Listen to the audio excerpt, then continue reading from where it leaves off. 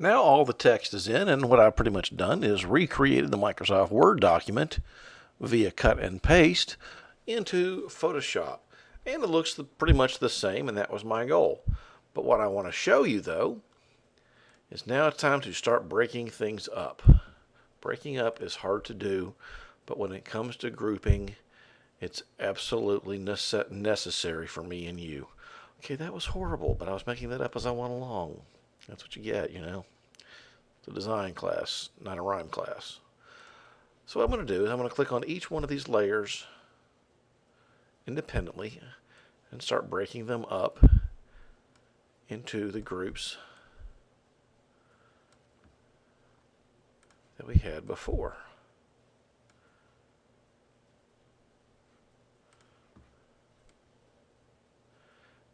So that you can see each group individually instead of as part of a big long list.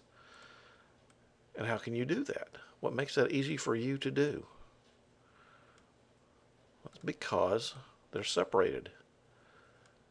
And what is separating them? Empty space, negative space.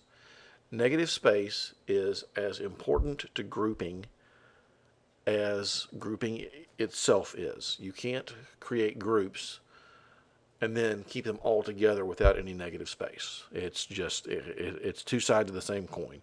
It's two parts of the exact same equation. So that is why all of a sudden this is a lot more understandable at a quick glance, even though there's absolutely no design in it whatsoever, than this was. Well, actually, it's about the same, to tell you the truth, because there's no design in this either. But now what we have is our text boxes. We have our blocks of text. So what we're looking at is 5 elements that will go into our thumbnails. Now, when we start drawing our thumbnails, we're just going to represent most of these as small text. I mean, I'm not talking about small text as in like really hard to read stuff at the bottom of the line, but you know, medium-sized paragraph-sized text. So we're going to represent that by squiggly lines of paragraph size. Up here, let's go back to our type tool. Since this is the business ID, we might make that very large squiggly lines in the thumbnails, or instead we might just make this very large thumbnail just to catch someone's eyes, and then later on direct them to this. Which brings me to another thing. During the course of the thumbnail, you may decide to start breaking these things up into other groups. You may decide to move this into a group by itself. And if I wanted to do that in the thumbnail, I'll just highlight it, copy it, might actually get rid of it, and then go to the layer that has new patients welcome, go inside there, enlarge my text box until it's big enough, and put that there. And this could be my headline. See how that works now? And that all comes out during the thumbnail process.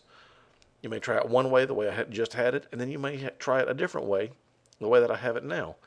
And, you know, like I said, you're going to experiment with different combinations, so on and so forth like that. And then when you've got at least, say, 15 or 20, then you're going to go to whoever's paying you and say, you know, here's our, you know, thumbnails. What do you think? Pick one or pick 3 or 4 that you want me to combine. So that is, in a nutshell, how we start dividing things up. However, go a little bit further here and start actually modifying the text, making it a little bit fancy in order to make the text stand out even more and make it easier to read at a glance. That is the key, at a glance. Someone's going to look at your layout, the viewer, whoever's reading the newspaper, the magazine, whatever, and in less than a second, you know, a split second, a tenth of a second, a 100th of a second, whatever it is. I'm not sure the exact neuroscience behind it. Even before it reaches their conscious level, their mind is going to immediately determine, is this something that I'm going to keep looking at? And if it's well organized and it's eye-catching, the answer is going to be most of the time, yes, keep reading, read more, pay more attention to this.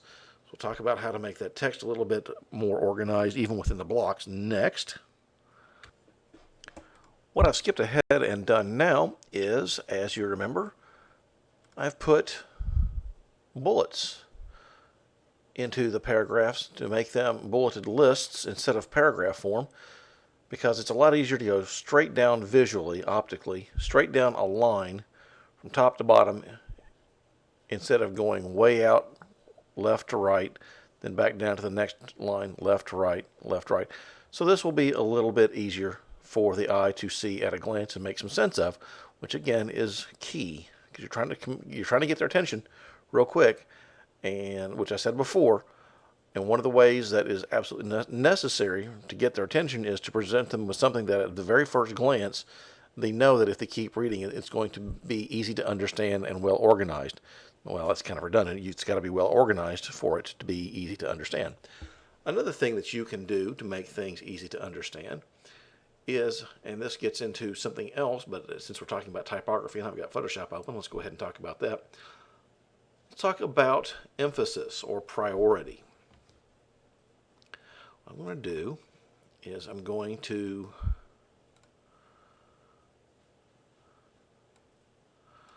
let's see here. And again, this is just thumbnails. Normally I would be doing this just real quick in a stream of consciousness kind of way. Put that down there. And this is why I can't stand doing thumbnails on a computer. As a matter of fact, I can't. It's slowing me down to the point where it's killing my creative process. But then I'm going to put what I just deleted from that one text box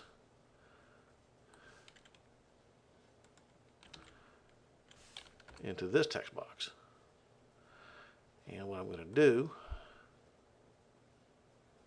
so that's 3 possible thumbnails in terms of grouping that I've come up with now. Let's put this down here a little bit more. Put this way down here.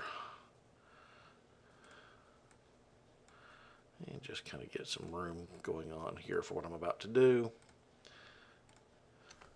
Go back to my type tool. Make sure I've got enough room.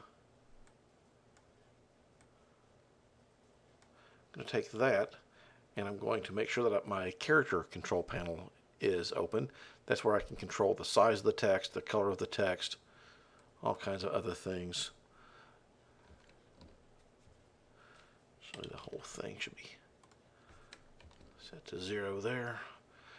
That, by the way, in case you're wondering what it is that I just modified, that adjusts the spaces between all the letters highlighted, which is also known as tracking, and I'm trying to get that to show up there. Just to give you an example, you probably can't see it going on. It's going off the screen just a little bit, but tracking is the overall space between letters and a line of text. And we'll talk about that later on in the typography part, but just, I like giving little previews because it all ties together. So what I'm going to do is I am going to highlight that, and we're talking about priority. That is one of the biggest things we want to communicate. Complete professional pet care.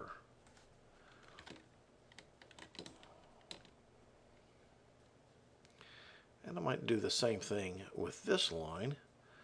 Before I do that, now my stream of consciousness, my creativity, says if I'm going to do that, even though this kind of is out of the way, I'm going to take this line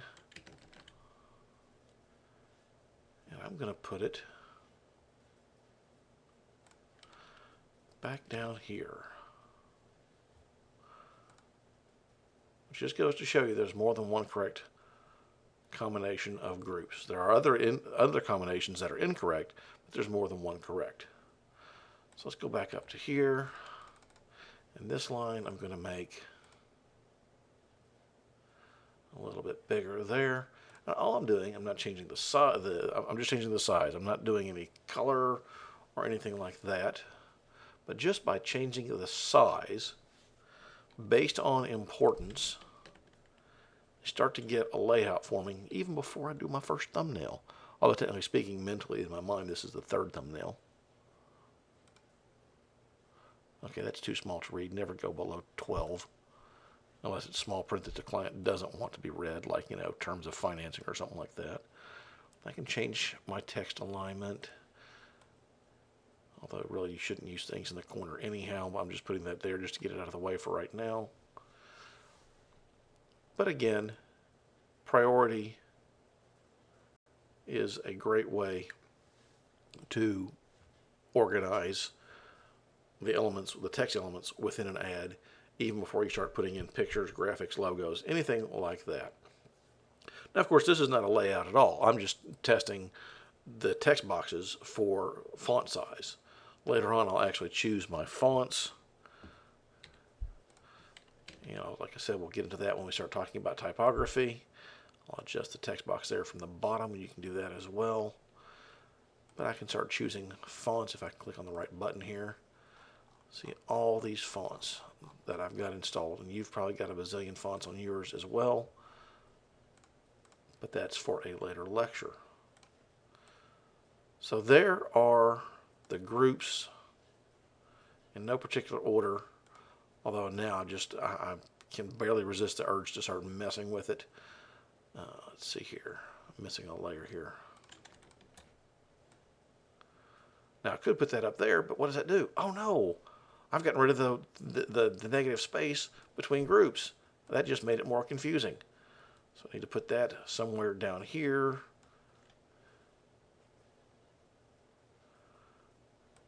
And way to go, Tim. I accidentally moved it all over again.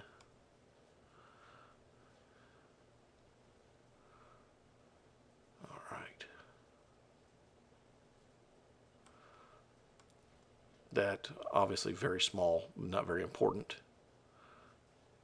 How important is this, the business identity? Pretty daggone important. Might bump that up to 36 there, and look what happened. Remember how I said that sometimes text boxes, if the text overflows, then the text will disappear? That's exactly what happened. Even within text boxes, you can have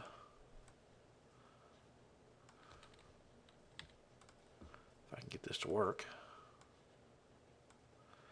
different sizes of text.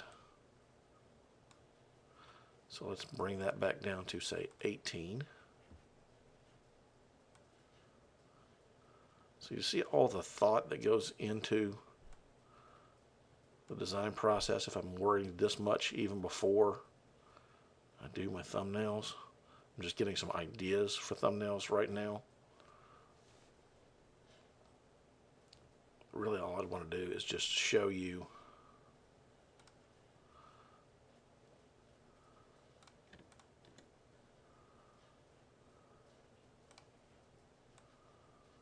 the grouping. Sorry, I'm kind of lost in thought here. So what I would do is I would mess around with this just a little bit more. And normally I'd be doing this in my head, to tell you the truth, as I did the thumbnails, or actually a little bit before. It's kind of a gray area. It's just a creative process, and different designers work in different ways. This actually is not normally how I do it, but I'm taking one step, thumbnails, and I'm dividing it up into multiple smaller steps. The first step being grouping of text, just so that we can talk more about proximity. And I believe we'll go ahead and leave it at that for right now, because all I'm probably going to wind up doing now is just keep rearranging this. And you have better things to do than just sitting here watching me move layers around in Photoshop. So we'll leave that as it is, and we'll have a nice segue into alignment here in just a little bit.